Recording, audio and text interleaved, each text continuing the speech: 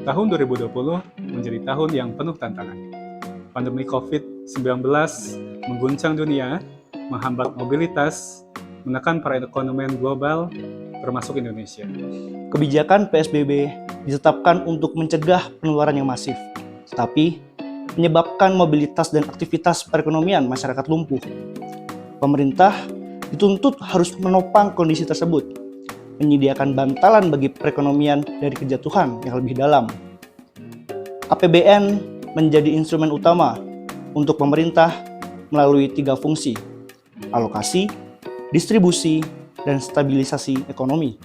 Merespon kondisi tersebut dan sebagai manifestasi peran APBN di tengah aktivitas perekonomian yang lumpuh, pemerintah mengambil kebijakan ekspansi. Dampak COVID-19 luar biasa, direspon cepat dengan extraordinary policy. Yang pertama, perubahan postur APBN melalui penerbitan Perpu nomor 1 tahun 2020 yang kemudian menjadi Undang-Undang nomor 2 tahun 2020, kemudian fleksibilitas APBN dengan pelebaran defisit APBN menjadi 6,34% dari PDB. Kemudian penyusunan skema burden sharing sebagai pendapatan pemerintah. Yang terakhir, penetapan program PCPEN atau penanganan COVID-19 dan pemulihan ekonomi nasional.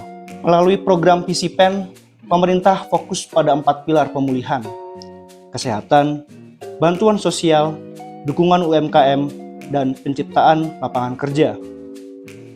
Fokus pertama adalah kesehatan, vaksinasi, testing, tracing, dan perawatan menjadi prioritas utama untuk melawan pandemi. Dukungan perlindungan sosial diberikan untuk menjaga daya beli masyarakat dan mengurangi dampak kemiskinan akibat pandemi. Pemerintah juga mendukung UMKM dan korporasi agar tetap bertahan dan siap untuk bangkit saat ekonomi pulih. Sejalan dengan banyak usaha yang terhenti bahkan gulung tikar, pemerintah berupaya menyediakan lapangan kerja melalui skema padat karya pada program prioritas.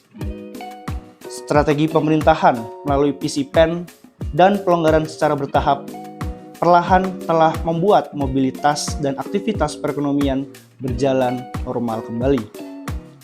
APBN telah berhasil menjaga perekonomian dari dampak negatif pandemi COVID-19, bahkan berhasil membuat perekonomian rebound dengan tumbuh positif di tahun 2021 sampai sekarang. Indonesia sudah melewati masa kritis pandemi COVID-19. Program PCPN sudah berakhir pada tahun 2022. Akan tetapi, pemerintah Indonesia masih memiliki banyak pekerjaan rumah yang belum selesai. Pekerjaan berkualitas di Indonesia masih belum pulih sepenuhnya pasca COVID-19. Data Sakernas dari BPS tahun 2024 merilis bahwa angka pekerjaan formal di Indonesia baru mencapai 42% di tahun 2024. Belum pulih sepenuhnya seperti pada tahun 2019 yang mencapai angka 42%. Selain itu, ekonomi Indonesia sudah mengalami pertumbuhan pasca COVID-19. Akan tetapi, upah real tidak ikut meningkat. Bahkan, tingkatnya masih di bawah pada tahun 2019 sebelum COVID-19. Hal ini mengindikasikan bahwa pertumbuhan ekonomi ini masih dinikmati oleh para kaum elit, belum dinikmati oleh masyarakat menengah secara sepenuhnya.